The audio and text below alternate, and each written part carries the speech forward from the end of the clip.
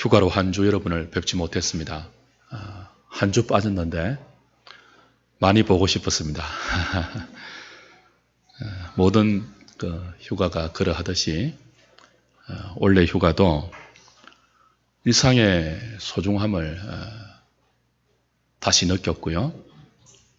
또 변하지 않는 진리이죠. 집 나가면 고생이다 하는 것들을 절감했던 휴가였습니다. 여러분의 사랑과 배려로 잘 쉬고 왔으니까 또 힘을 내어서 2015년 남은 4개월을 목양과 말씀을 준비하고 가르치는 일에 전념하고자 합니다.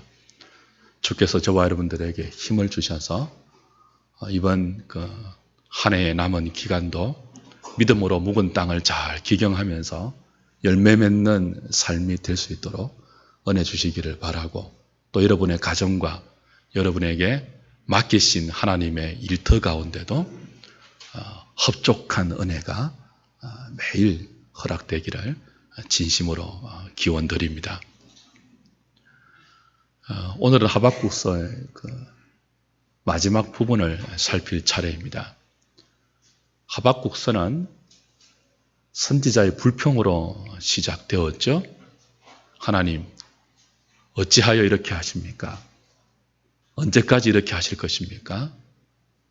자신 앞에 벌어진 현실의 상황을 선지자는 이해하지 못해서 입을 열어서 하나님께 항의하고 대드는 씨름하는 기도로 시작되었습니다. 거기에 대한 하나님의 답변이 떨어졌죠. 바벨론을 통해서 악한 유다를 심판하시겠다. 하나님의 답변을 듣고 나서 하박국 선지자가 어떻게 했습니까? 하나님 어떻게 그런 일이 가능합니까? 그게 옳은 것입니까? 어떻게 악한 이방을 통해서 언약 백성들을 심판할 수 있습니까? 만약 하나님이 그렇게 하신다면 하나님은 공의로운 분이 아니십니다. 당신의 언약 백성들은 어떻게 되는 것입니까? 하나님의 거룩은 어디에서 그럼 발견할 수 있습니까? 정말 그렇게 하실 것인지 내가 파수하는 곳에 서고 성루에 서서 하나님이 그렇게 하시는지 똑똑히 지켜보겠습니다.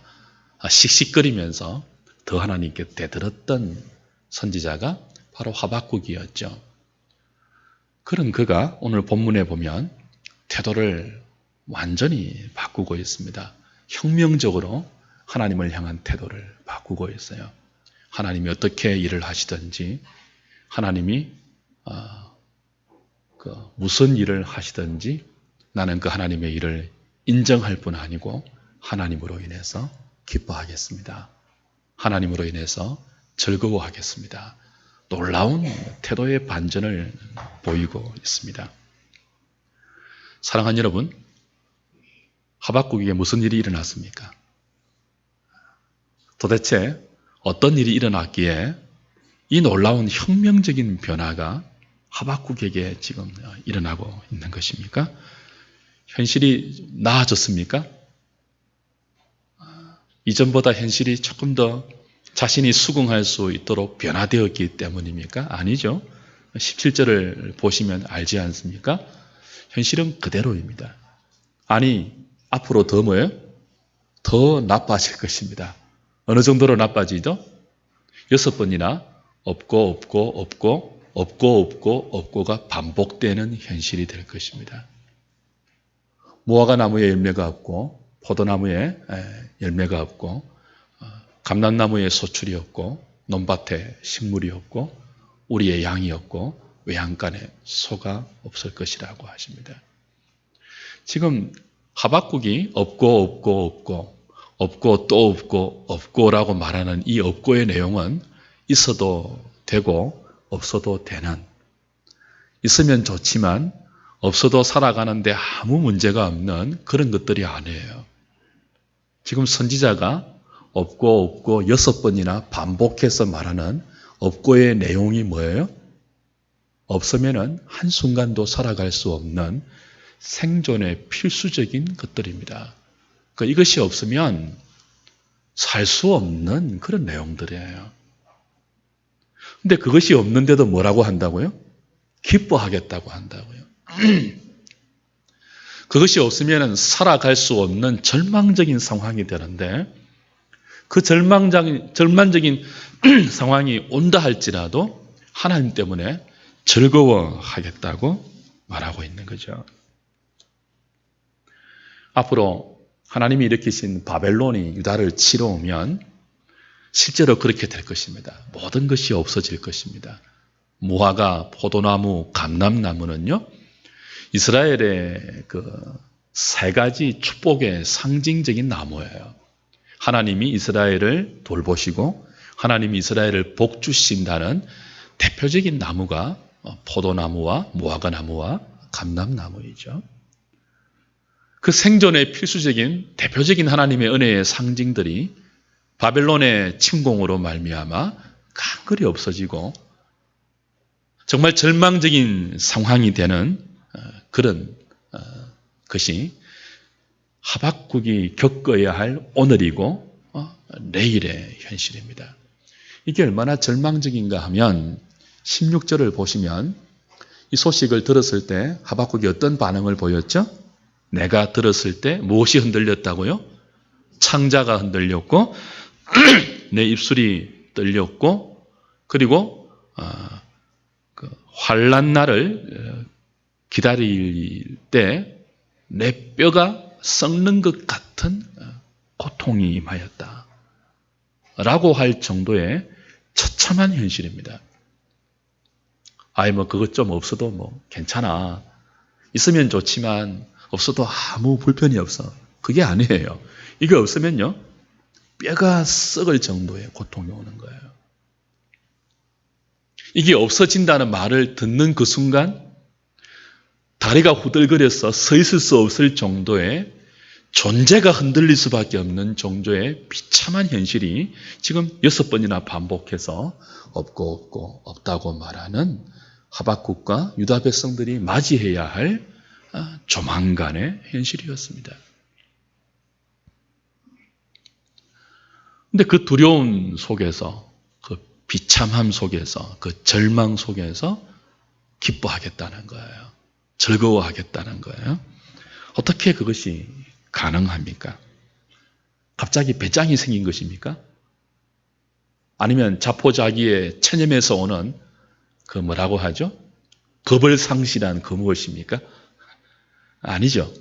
배짱이 생긴 게 아니에요. 자포자기의 체념에서 오는 그 나 죽여봐 하는 식의 똥배짱도 아니에요. 뭐가 생긴 거예요? 믿음이 생긴 거죠. 믿음이 그렇게 한 것입니다. 하박국은 의인은 믿음으로 산다는 믿음이 무엇인지를 우리에게 가르쳐주는 중요한 성경이죠. 사랑하는 여러분, 지금 선지자가 생존의 필수적인 중요한 것들이 다 없어지는 그때에도 나는 여호와로 말미암아 기뻐하고 구원의 하나님으로 인해서 즐거워하겠다는 이 말은 허세가 아니에요. 배짱에서 한번 뱉어보는 그 뜬구름 잡는 소리가 아니에요. 이건 그리스도인들만이 가질 수 있는 정말 소중한 믿음의 태도이죠. 무슨 태도라고요? 믿음의 태도예요. 믿음이 무엇이길래 이런 놀라운 태도를 가능하게 할까요?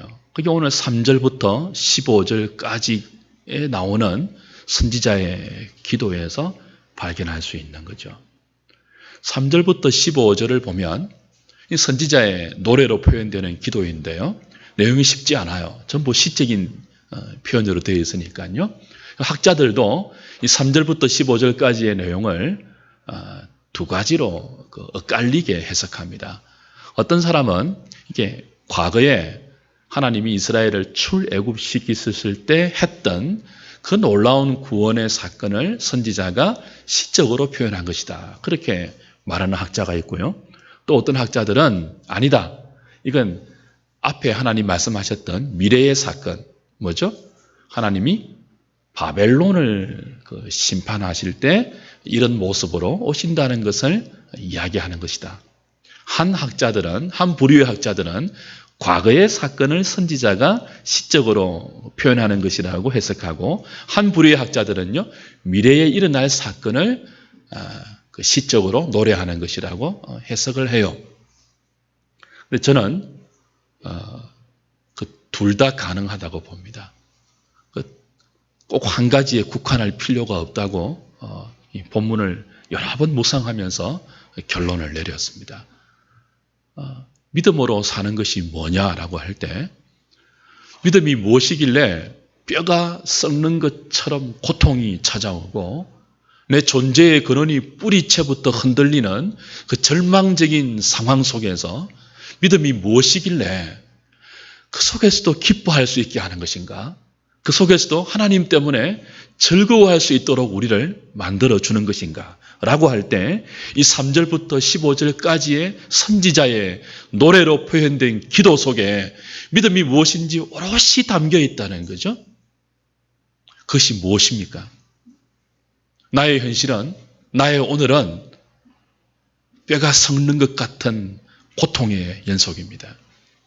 그게 나아질 기미가 보이지 않고요, 오히려 시간이 지날수록 더 악화될 것입니다. 생존의 필수적인 내 삶의 가장 중요한 요소들이 내 눈앞에서 하나씩 없어질 것입니다. 이제는 죽었구나 할 그런 상황이 찾아올 거예요. 그래서 떨리죠. 말을 할 수 없을 정도로 입술이 떨리고 창자가 흔들려요. 창자가 흔들린다는 것은 내 존재 근원 전체가 흔들린다는 것을 의미합니다. 그런데 믿음이 무엇이길래 그렇게 나의 존재 전체가 흔들릴 수밖에 없는 그런 비참한 현실 속에서도 하나님으로 인해서 기뻐할 수 있는 것입니까? 믿음이 무엇이길래 그런 엄청난 비극적인 오늘 앞에서도 여호와로 인해서 즐거워할 수 있는 것입니까? 그건 그 절망적인 현실 속에서도 현실만 바라보지 않는 것이죠. 선지자처럼 하는 거예요. 선지자가 어떻게 했습니까? 그 절망적인 자신의 존재 전체가 흔들릴 수밖에 없는 그 큰 두려움 속에서 그는 과거에 하나님이 이스라엘 백성 가운데 행하셨던 놀라운 구원의 사건을 회고합니다. 그걸 기억합니다. 그걸 자기 자신에게 부지런히 설득시킵니다.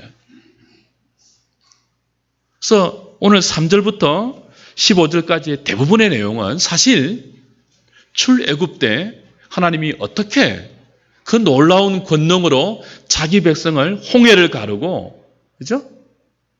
그리고 요단강을 가르고 메마른 광야 땅을 구름기둥, 불기둥으로 인도하셔서 마침내 약속의 땅에 들여보냈는가 하는 그 모든 엄청난 구원의 사건들을 시적으로 표현하는 것입니다. 하나님이 대만에서부터 오시며 거룩한 자가 바란산에서부터 오시는도다. 쭉 나오는 그 뒤에 나오는 모든 표현들이 출애굽과 그들을 가나안 땅에 들여보내시기까지 어떻게 적들을 제압하시고 하나님의 능력으로 홍해를 가르시고 요단강을 마른 땅처럼 건너게 하시고 이스라엘을 방해하는 원수들을 하나님이 전사로서 물리치시면서 그 백성을 가나안 땅으로 인도했는지를 다양한 시적 표현으로 고백하고 있죠. 하나님이 과거에 행하셨던 자기 백성을 구원했던 그 구원의 일들을 회상하는 것입니다. 이건 하박국이 직접 체험한 것입니까? 아닙니까? 하박국은 출애굽 때 있지 않았죠.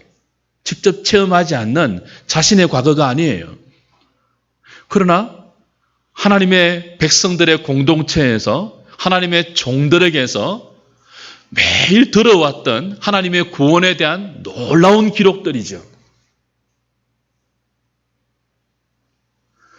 살다 보면 두려움이 찾아오는 현실이 생기기 마련입니다. 내 존재의 뿌리부터 흔들릴 것 같은 그런 때도 종종 있죠. 그래서 그 절망적인 환경 앞에서 사람들은 환경에 매몰되어서 하나님도 잊어버리고 믿음도 상실한 채 많은 그 고통에 세월들을 보내죠. 그런데 오늘 하박국을 보면 믿음의 사람들은 우리를 두렵게 하는 그 절망적인 없고의 상황이 온다 할지라도 상황에 짓눌려서 믿음을 팔아먹는 것이 아니고 오히려 그런 때일수록 믿음을 발동해서 어떻게 발동한다고요? 비록 자신이 경험한 것은 아니지만 분명히 성경 가운데 기록되어 있고 교회 공동체를 통해서 늘 들어왔던 하나님이 행하셨던 구원의 일들, 그걸 덧없는 거예요. 그걸 기억하는 거예요. 그걸 떠올리는 거예요. 필사적으로 그렇게 하는 거예요. 이건 지금 느긋하게 하는 것이 아닙니다. 그의 창자가 흔들리고 있다고요. 그의 뼈에 썩이는 것이 들어온다고 말할 정도예요. 죽었구나 하고 말할 수밖에 없는 그런 상황인데 느긋하게 하는 것 아니죠. 필사적으로 하박국은 믿음을 발동해서 하나님이 자기 백성들에게 행하셨던 구원의 사건을 들어왔고 읽어왔고 늘 배워왔던 그 하나님의 놀라운 출애굽의 구원의 사건을 더듬으면서 그 하나님이 오늘 나의 현실에도 동일한 능력과 동일한 지혜와 동일한 사랑으로 이 비참한 현실에 있는 나를 구원할 수 있다는 사실을 믿음으로 끌어당겨 오는 것입니다. 과거에 행하셨던 하나님의 구원의 일, 그걸 끌어당겨 오늘 내 현실 속에서 동일하게 이루실 하나님의 선하심을 신뢰하는 것, 그게 뭐라고요? 믿음이에요. 믿음이에요. 그거 못하면 오늘의 현실에 우리는 짓눌리게 되는 것입니다. 우리를 엄습해오는 그 큰 두려움, 창자가 흔들리는 그 엄청난 두려움, 입술이 떨리고, 그죠? 뼈가 썩을 것 같은 고통이 나를 찾아올 때, 여러분, 과거에 행하셨던 하나님의 놀라운 구원의 사건을 우리가 결사적으로 돌아보면서 그 하나님이 오늘 나에게도 동일하게 나를 건질 수 있고, 나를 돌볼 수 있고, 나를 지킬 수 있고, 나를 이 위험한 상황에서 구원할 수 있다는 것을 믿음으로 끌어당겨서 오늘 내 현실에 적용시키는 것. 그게 믿음이죠. 뿐만이 아닙니다. 믿음은 하나님 말씀하셨지만 아직 이루어지지 않는 미래의 구원을 역시 끌어당겨서 오늘 나의 현실에 적용시키는 거예요. 어떻게 해요? 필사적으로요. 그래서 히브리서 11장 1절은 믿음을 뭐라고 한다고요? 바라는 것의 실상이라고 말해요. 보지 못하는 것의 증거라고 말해요. 하나님 말씀했지만 아직 이루어지지 않는 미래의 구원에 대한 그 실상으로 믿음을 끌어당겨서 내 실상으로 바라보는 거예요. 아직 보지 못했지만 하나님 말씀했지만 하박국은 아직 바벨론의 그 포로 생활에서 구원하시는 하나님의 약속을 아직 보지 못했죠. 심지어 바벨론에게 망하는 멸망도 아직은 보지 못하고 있습니다. 다 그냥 말씀으로 들었던 거예요.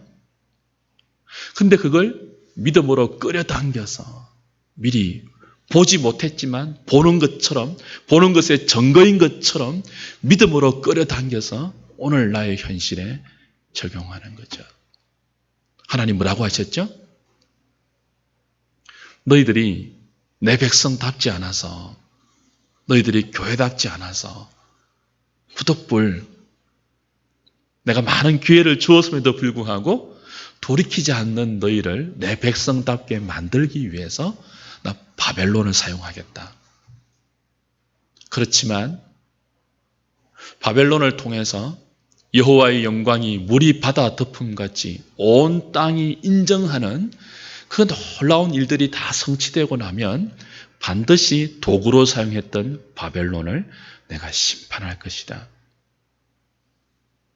악인들은 더 거짓말하고 더 속이고 더 강팍해질 것이지만 의인은 오직 기다리면서 믿음으로 살아야 한다. 말씀해 주셨죠.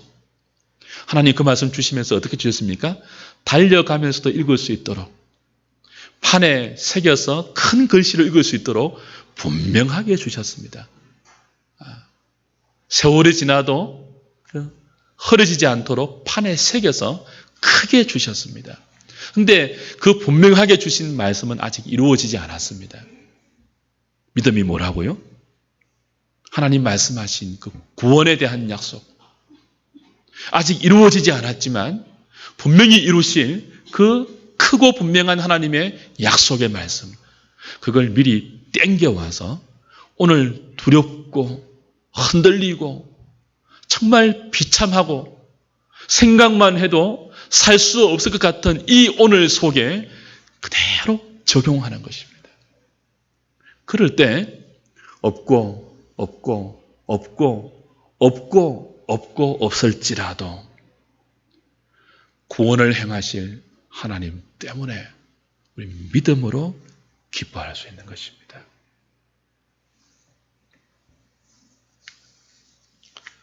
주 안에 사랑하는 여러분, 믿음은 단순히 우리가 원하는 것을 정해놓고 될 줄로 믿습니다.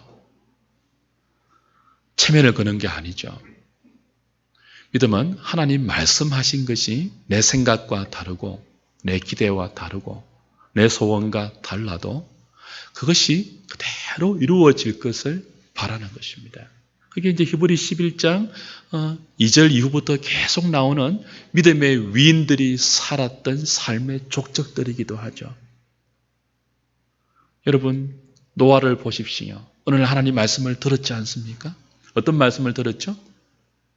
홍수가 나서 세상을 심판하신다는 말씀을 들었습니다. 하나님 말씀을 듣기 전까지 노아는 비가 뭔지도 모르는 사람이었습니다. 한 번도 비가 오는 것을 본 적이 없어요. 그런데 말씀은 홍수가 나서 세상이 망한대요. 믿음이 뭡니까? 한 번도 안 보아서 그게 뭔지도 모르지만 하나님 말씀하셨으니까 그대로 될 줄 믿는 거예요. 믿음으로 노아는 살았습니다. 그리고 그대로 뭐예요? 하나님 말씀하신 대로 세상이 물로 멸망하는 것을 보았습니다. 보지 못한 것들을 믿음으로 땡겨서 믿음으로 방주를 120년 동안 지었다고요. 사람들이 웃고 조롱하고 놀리는 그 순간에도 아직 이루어지지 않는 하나님의 말씀하신 그 약속의 내용을 지금 이루어질 것처럼 끌어당겨서 방주를 믿음으로 지었다고요. 거기 나오는 모든 믿음의 사람들이 그렇게 믿음으로 살았죠. 어떤 회사의 슬로건을 보니까 이런 슬로건이 있더군요. 고객은 항상 옳습니다. 고객은 항상 옳습니다. 여러분, 교회의 슬로건이 뭘까요? 그리스도인의 슬로건이 뭘까요? 하나님은 항상 옳습니다. 하박국이 그 전에 뭐라고 했다고요? 하나님 옳은 분 맞습니까? 라고 강의했잖아요. 되들었잖아요. 하나님 옳은 분이라면 어떻게 악한 이방 바벨론을 통해서 언약 백성인 유다 백성을 심판할 수 있습니까? 그건 옳지 않습니다. 그건 공의롭지 못합니다. 정말 그렇게 하실 건가요? 네, 똑똑히 한번 봅니다. 되들었던 사람이에요.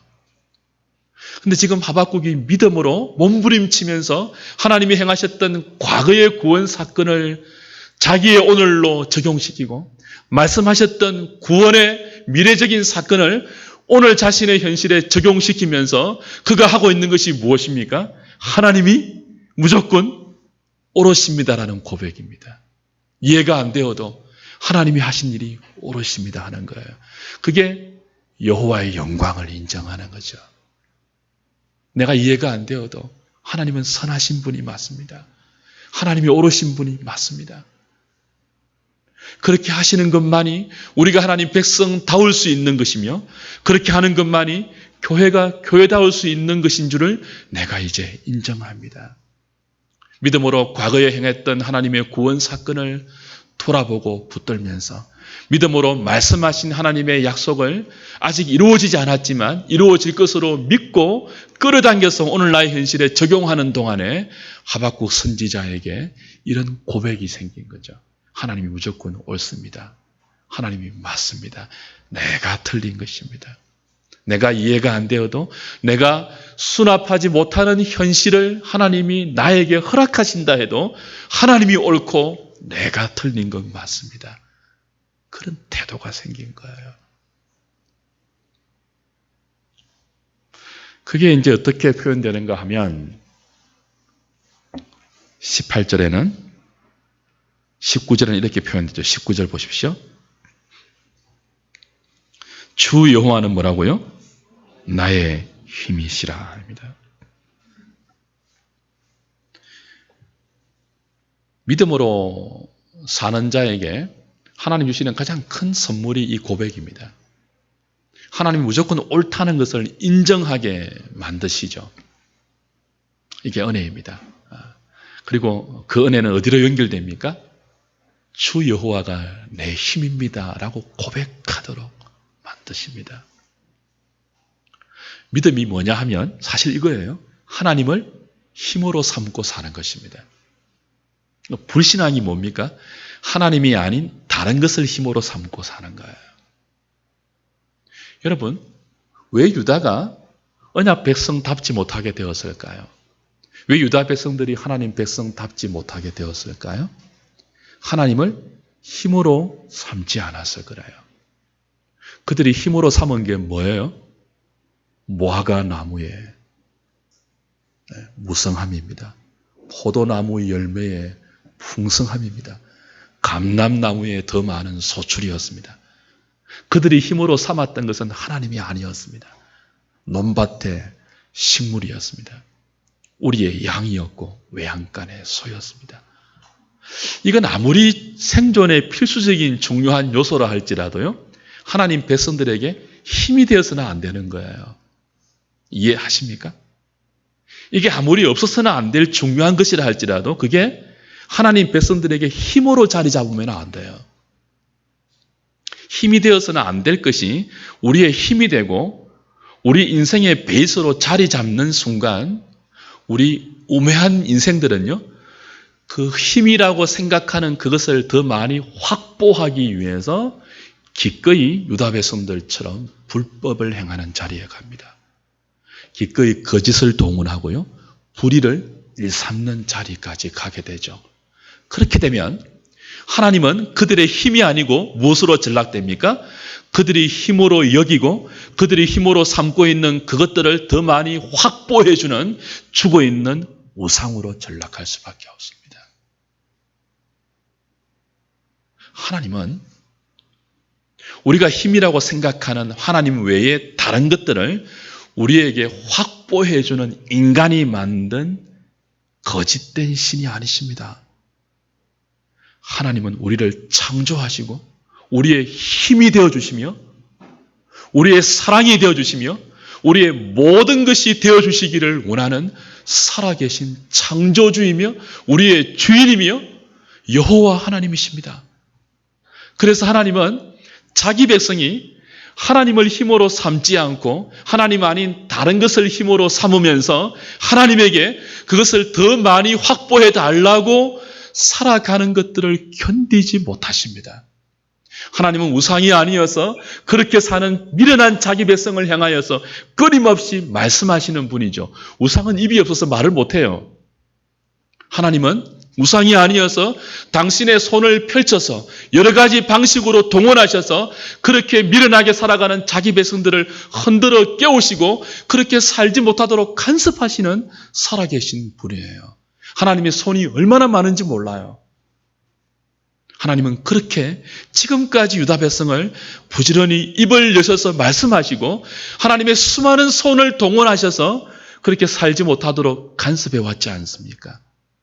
그럼에도 불구하고 북이스라엘과 남유다는 그 하나님의 엄청난 말씀하심의 간섭과 수많은 다양한 종류의 손길의 간섭을 뿌리치고 그들의 미련함과 어리석음을 끝까지 고집하면서 하나님이 아닌 다른 것들을 힘으로 삼고 그 다른 힘들을 더 많이 확보하기 위하여 하나님을 저만치 밀쳐둔 어리석음을 고집했죠.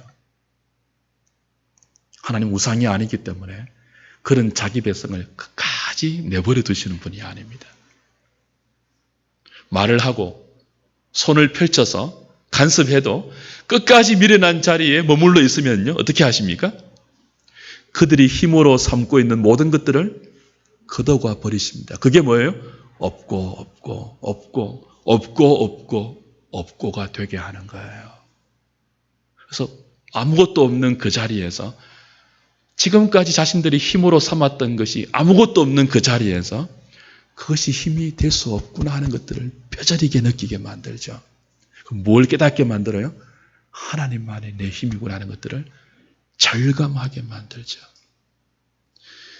예루살렘에서 하나님을 힘으로 삼지 않으면요, 바벨론에 끌려가서라도 하나님을 힘으로 삼도록 만드시는 분이 누구예요? 주 여호와입니다. 하나님 우상이 아니십니다. 주 안에 사랑하는 여러분, 우리가 얼마나 완악하고 미련하고 둔한지 수없이 말씀하시고 수많은 손길을 동원해서 우리를 간섭하시는 그 하나님의 다함없는 열심을 앞에서도 우리는 미련한 고집을 부리면서 하나님이 아닌 다른 것들을 힘으로 삼는 그 어리석은 자리에서 잘 돌아서지 않죠. 끝내 돌아서지 않으면 이렇게 주일마다 말씀을 듣잖아요, 우리가. 그죠? 근데 끝내 돌아서지 않고 하나님을 힘으로 삼지 않고 다른 것을 힘으로 삼으면서 유다 백성들처럼 살아가면 어떻게 된다고요? 다 뺏긴다고요. 질투하는 하나님이시잖아요.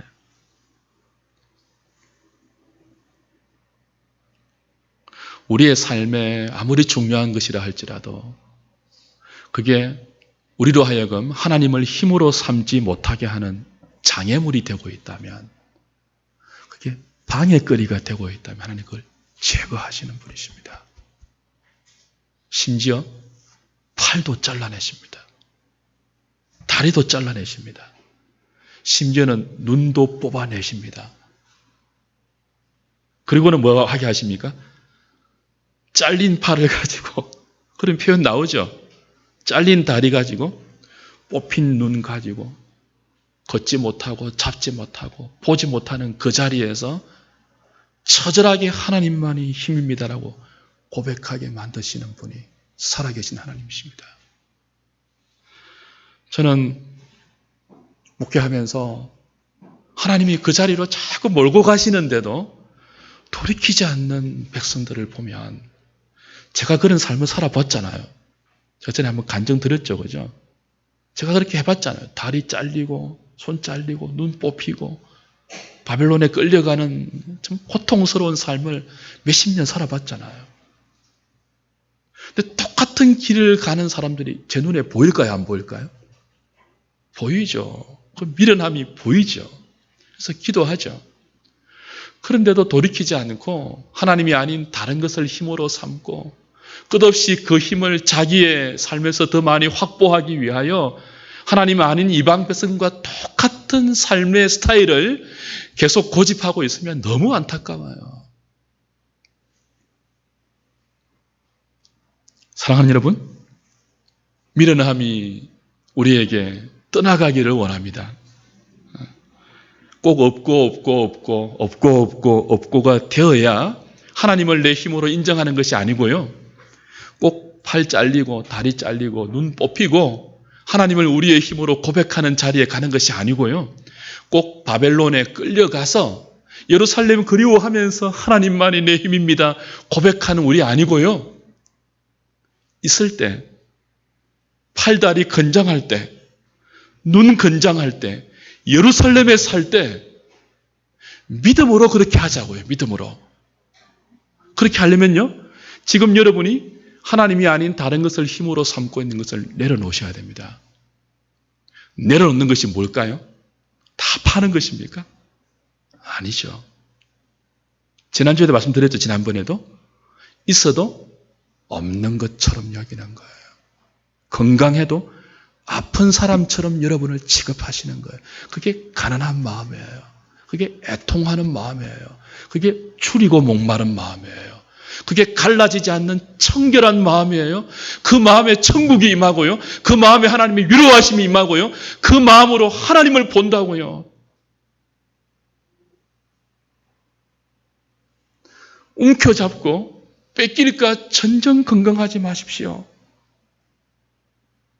스탠바이 하고 계십시오. 언제든지 하나님 필요해라고 하면요, 언제든지 줄 수 있도록 스탠바이 하고 계십시오. 뭐 하지 말라고요? 움켜잡지 마십시오. 여러분의 건강, 여러분의 재능, 여러분의 시간, 여러분의 재물, 모든 것 말입니다. 이거 절대로 뺏겨서는 안 돼. 다른 사람 위해서 사용해서는 안 돼. 이건 나를 위해서만 사용해야 돼. 그렇게 하지 마세요. 스탠바이 하고 계십시오.